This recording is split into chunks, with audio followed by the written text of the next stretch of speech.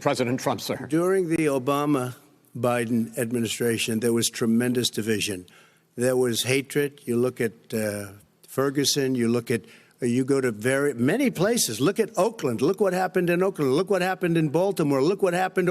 Frankly, it was more violent than what I'm even seeing now. Oh, my but Lord. The reason is that ridiculous. the Democrats that run these cities ridiculous. don't want to talk like you about law and order. Violent and you crime, still haven't mentioned. Are you in favor of law and order? I'm in favor of law. You follow it. Are you in favor of law and order? Go yes, ahead. I'm in favor. You asked a question. Let him finish. Law and order. Let him answer. Law and order with justice, where people get treated fairly. Okay. And the fact of the matter is, violent crime went down 17%, 15% in our administration. All right. It's gone up on his watch. Went down much more in ours. All right, we're now. Mr. President, you're going to. Mr. President, every record in the book. Mr. President, you're going to be very happy because we're now going to talk about law and order. Places we had trouble were Democratic-run cities. That's exactly my question. There has been a dramatic increase in homicides in America this summer, particularly, and you often blame that on Democratic mayors and Democratic governors, but in fact, there have been equivalent spikes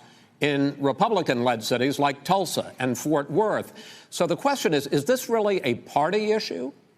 I think it's a party issue. You can bring in a couple of examples, but if you look at Chicago, what's going on in Chicago, where 53 people were shot and 8 died shot.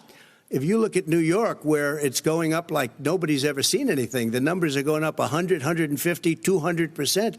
Crime. It is crazy what's going on. And he doesn't want to say law and order because he can't, because he'll lose his radical left supporters. And once he does that, it's over with. But if he ever got to run this country and they ran it the way he would want to run it, our suburbs would be gone. By the way, our suburbs would be gone, and you would see problems like you've never seen. He would know a suburb unless he took a wrong turn. Oh, I know suburbs. He would not. So much Go ahead. Wait a minute. I was raised in the suburbs. This is not 1950. All these dog whistles on racism don't work anymore. Suburbs are by and large integrated. There's many people today driving their kids to soccer practice and or to black and white and Hispanic in the same car as there have been any time in the past. What really is a threat to the suburbs and their safety is his failure to deal with COVID. They're dying in the suburbs. His failure to deal with the environment. They're being flooded. They're being burned out because his refusal to do anything. That's why the suburbs are in trouble. I do want to talk about this issue of law and order, though. And in the joint recommendation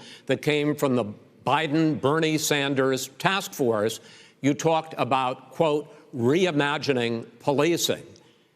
Yeah. First of all, what does reimagining policing mean, and do you support? It means. Let me, if I might finish the question. What does reimagining policing mean, and do you support the Black Lives Matter call for community control of policing? Look, what I support is the police having the opportunity to deal with the problems they face. And I'm totally opposed to defunding the police offices. As a matter of fact, local police, the only one defunding it, his budget calls for a $400 million cut in local law enforcement assistance.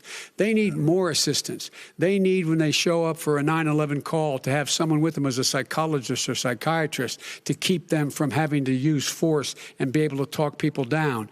We have to have community policing like we had before, where the officers get to know the people in the communities. That's when crime went down. It didn't go up, it went down. And so we have to be engaged. That's not what they're talking about, Chris. That's not what he's talking about, defunding the police. That is not true. He doesn't have any law support. Look, he has no law enforcement support. That's not true. Almost nothing. Look. Oh, really? Who do you have? Name one group that supports you. Name one group that came out and supported you.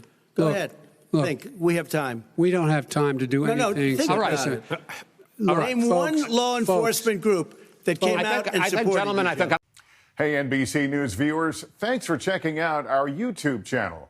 Subscribe by clicking on that button down here and click on any of the videos over here to watch the latest interviews, show highlights, and digital exclusives.